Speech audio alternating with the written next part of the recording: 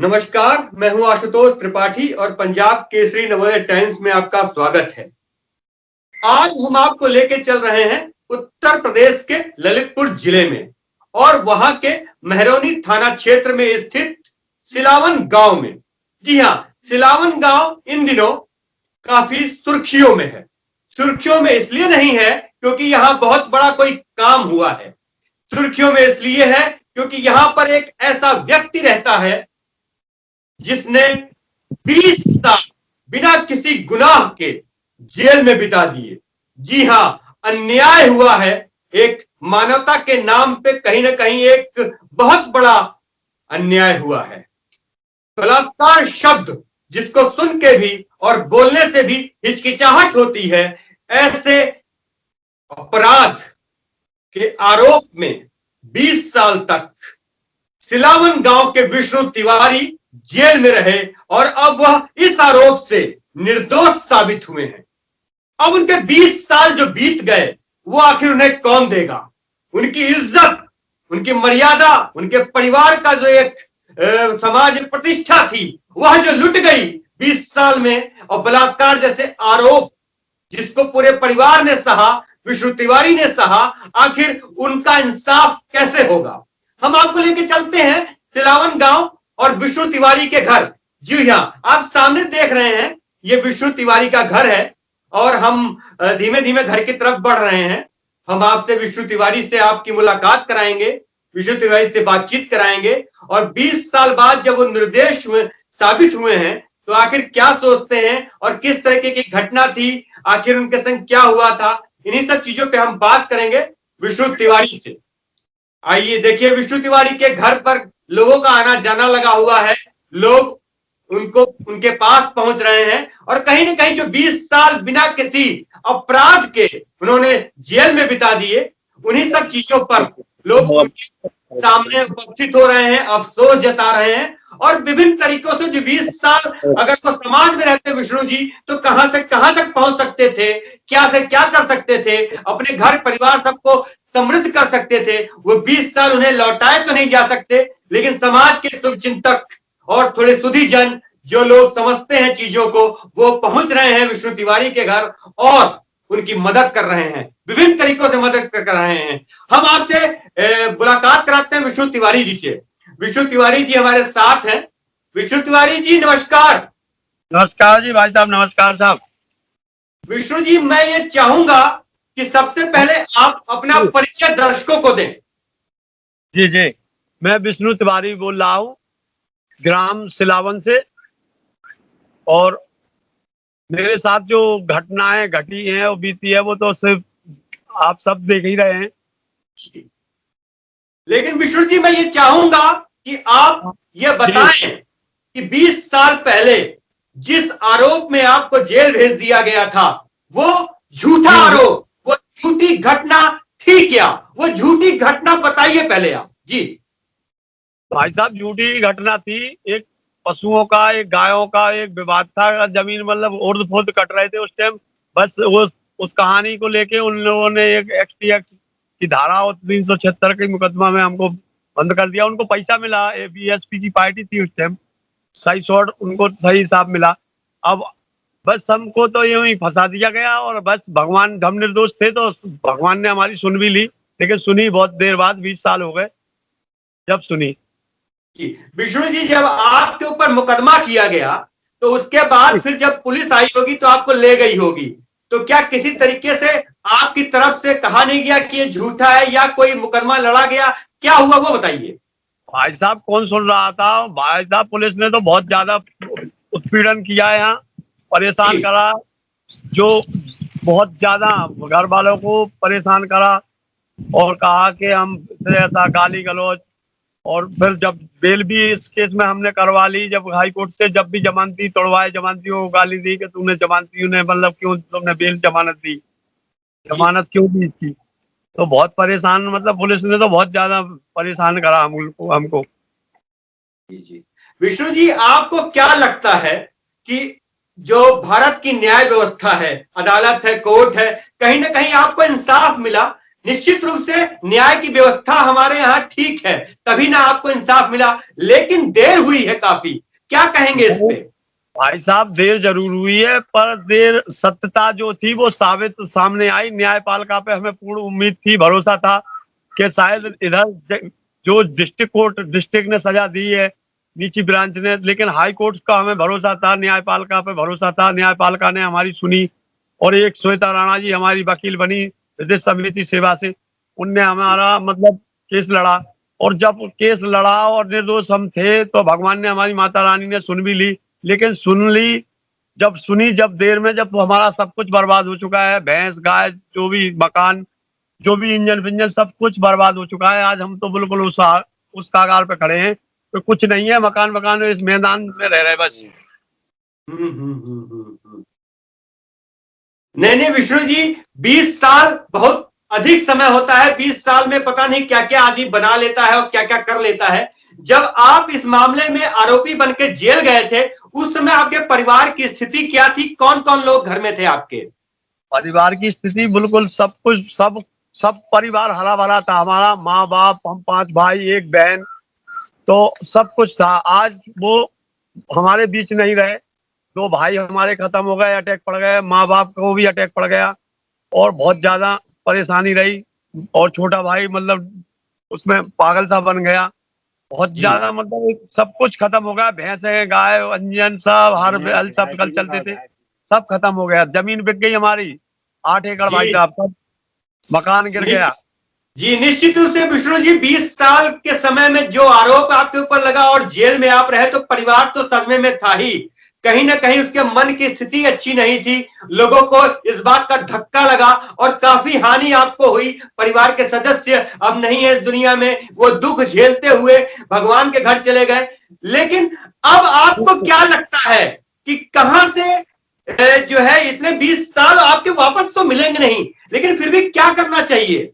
नहीं भाई साहब, वो तो खैर जो खो दिया वो तो खैर हमारे वापसी होने के नहीं, माँ बाप, 2 भाई। लेकिन हम सरकार से यही उम्मीद करते हैं कि सरकार बढ़िया है और हमारी सुने। योगी जी, माननीय मुख्यमंत्री जी योगी जी हमारी सुनेंगे और सरकार हमारी सुनेगी, केंद्र सरकार भी हमारी सुनेगी। और जिस हाल पे हम वो तो नहीं कर सकते, लेकिन ये है कि हमारी रोजी रोटी और हमारा जो घर और जो थोड़ी बहुत हमारी जमीन जो बिक चुकी है 8 एकड़, तो हमारा जीवन में काटने के लिए कुछ ऐसी व्यवस्था बनाई जाए। सरकार से हम मांग कर रहे हैं और सरकार से रख रहे, ईश्वर के उनको मतलब सद्बुद्धि विद्या दे कि वो हमारे लिए कुछ करें। जी जी विष्णु जी, आपकी कितनी जमीन थी जो इस पूरे 20 साल के दौरान खत्म हो गई, बिक गई? सब बिक गई जी, कुछ नहीं बचा भाई साहब। 8 एकड़ जमीन बिक गई, 8 एकड़ बिक चुकी है जमीन भाई साहब, बिल्कुल। मकान गिरा पड़ा है, कुछ नहीं है, ये दीवारें दिख रही है केवल छोटी छोटी सी। जी जी हाँ। अच्छा विष्णु जी, जब आप जेल से किस तारीख को बाहर आए? 3 तारीख को भाई साहब, 3 तारीख को हम निकले तो हमें दुनिया बदली सी नजर आई। हम तो बिल्कुल ही गुमराह हो जाते शायद उसी आगरा में, लेकिन मीडिया वालों का बड़ा सहयोग रहा कि उनने बेचारों ने हमें यहाँ तक पहुंचाया। बाद आप दुनिया में एक तरीके से कहा जाए कि वापस आए थे, जेल से बाहर निकल कर आए थे, फिर आप जब गांव में, तो वहां के लोग और कैसा लगा, लोगों ने क्या बातें करी आपसे, वो भी बताइए। बहुत बढ़िया लगा हमें गांव में मिलके और अपने एक समाज में और सब परिवार, सब गांव वालों से मिलके बढ़िया लगा। लेकिन बस ये है कि हम उस हालात पे हैं कि जो हम, उन्हें कुछ नहीं थे, वो कुछ नहीं थे जो लोग, वो अब बहुत कुछ हो गए। जो एक बैल उन्हें जोतने को बूढ़ा मिलता था, एक जवान, तो वो हो गए आज के 2 ट्रैक्टर, हर चीज से संपन्न, 2 4 मकान बना लिए। हम सब कुछ संपन्न होते हुए भी बिल्कुल बर्बादी कागार पे खड़े हैं मैदान में। बस इतना ही है, और कुछ गांव बदला हुआ है पूरा। और जो नहीं देखे हमने चेहरे उनके, जो हमने आज सामने पैदा भी नहीं भाई, उनके भी बच्चे देख रहे हैं हम। अरे तो 20 साल का बहुत लंबा समय होता है विष्णु जी। निश्चित रूप से विष्णु जी, जिस तरीके से आपने 20 साल एक आरोप को झेला और उससे फिर निर्दोष साबित हुए, आपके अंदर निश्चित ही कहीं ना कहीं एक लड़ने की क्षमता रही है, तभी आप आज इस स्थिति में हैं। और वही क्षमता आपको अब आगे भी कुछ ना कुछ करने के लिए प्रेरित करेगी। आप निश्चित रूप से कुछ करके दिखाएंगे, फिर से अपना घर परिवार संपन्न करेंगे। आप व्यक्तिगत परिवार के बारे में बताएं, आपकी शादी या बच्चे या कुछ इस तरीके का। नहीं जी भाई साहब, शादी क्या, हमारी तो बिल्कुल हमारी शादी उस टाइम ही नहीं हो पाई थी। एक भाई की तो मतलब इस तरीके से ऐसा समाज ने हमें उस टाइम, हम पे जब केस ही ऐसा लग गया था तो समाज से भी हमें थोड़ा सा वो मिला, नहीं सपोर्ट नहीं मिला। लेकिन बस समाज तो थोड़ी सी मतलब अब जो हमारे समाज अब आई है हमारे हाथ, मतलब बिल्कुल समाज आगे बढ़ के सपोर्ट कर रही है। पहले ऐसा था, केस जो लगा तो गंदा केस था। बिल्कुल बिल्कुल, निश्चित रूप से वो आरोप अच्छा नहीं था, हाँ जी। तो समाज में कहीं ना कहीं जी, समाज में कहीं ना कहीं उसको अलग तरीके से देखा जाता है। विष्णु जी, हाँ, क्या उम्र हो गई है आपकी? उम्र ऐसे ही हो गई होगी भाई साहब, 39-40 के करीब। और जब आप जेल में आपको रखा गया, ले गए थे वो लोग आरोप में, तो क्या उम्र थी? वही थी 17-18 साल की शायद। बताइए। तो जिस समय आप गए थे तो क्या नाबालिग थे कि बालिग हो गए थे? कोई नाबालिग ही थे भाई साहब। तो क्या नाबालिग के रूप में आपके ऊपर मुकदमा चला नहीं होगा? कौन मुकदमा चला रहा है, कौन अंधा कानून था साहब, कोई कौन पूछ रहा है इन चीजों को? जी बिल्कुल नहीं। ऐसे ही धकेल दिया गया और कोई मतलब पैरवी वैरवी, वकील खा गए पैसा, सारी जमीन बिक गई, रिकवरी जो भरी सारा बिल्कुल जो कुछ भी था सब कुछ बर्बाद हो गया। कौन पूछ रहा है? कोई नहीं। जब यही नहीं है, सिस्टम ही बिगड़ा पूरा पड़ा तो कौन पूछ रहा है? पिताजी इसी सदमे में मर गया, अटैक पड़ गया, भाइयों को, 2 भाइयों को अटैक पड़ गया, माँ को भी अटैक पड़ गया था। जी जी। विष्णु जी, आपकी अब नई जिंदगी शुरू हो रही है। नई जिंदगी के लिए आपको बहुत सारी शुभकामनाएं। लेकिन क्या सोचते हैं, अब आप विवाह करेंगे? नहीं, अब भाई साहब क्या विवाह करेंगे? 20 साल में तो हमने मतलब अपना सब कुछ मतलब वहाँ टूट चुके हैं। मतलब एक साहस शक्ति बस यही उम्मीद लेके आए कि हम झूठे साबित थे, जो हमने किया ही नहीं गुनाह, तो हम उसमें ही जीवित मतलब बने रहे। ईश्वर माता रानी और आप लोगों की दुआ ये रही कि हम फिर से उस समाज में जाएं और उस गांव में जाएं कि हम ये साबित कर सके कि हम बेगुनाह हैं और ईश्वर से हम, वो तो ईश्वर ने साबित कर दिया। जी जी, आपने साबित कर दिया कि आप बेगुनाह थे। आपने क्या, वो अदालत ने इंसाफ दिया है और ये बताया कि आप निर्दोष थे। जी, तो निश्चित रूप से ये तय है कि अब आप अपने गांव वापस आए हैं, निर्दोष साबित हुए हैं, तो आपको अब नया जीवन शुरू करना चाहिए।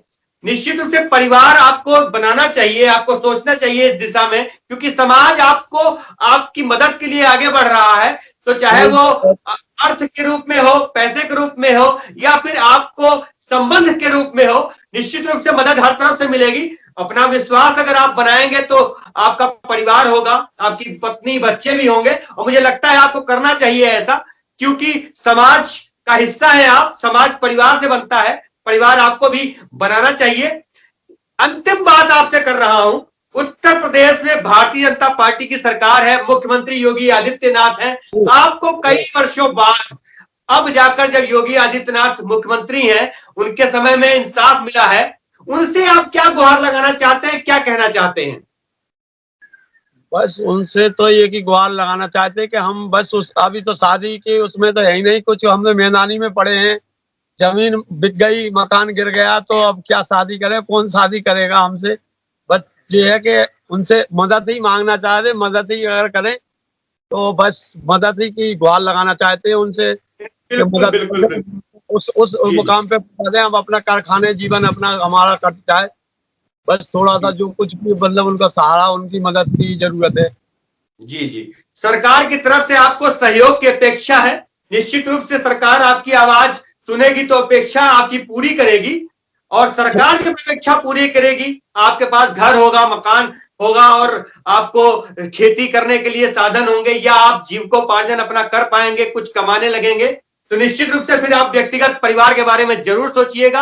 आपका जीवन जिस तरीके से 20 साल आपने बिना किसी अपराध के जेल में बिता दिए, निश्चित रूप से कोई उसे वापस नहीं कर सकता। लेकिन फिर भी फैसला हुआ है, इंसाफ हुआ है, आप निर्दोष साबित होकर समाज में वापस आए हैं। आप अपना जीवन दोबारा शुरू करें। उस नए जीवन के लिए आपको ढेर सारी शुभकामनाएं। आपने हमसे बातचीत की, इसके लिए बहुत बहुत धन्यवाद। नमस्कार। जी जी, बहुत नमस्कार भाई साहब, नमस्कार।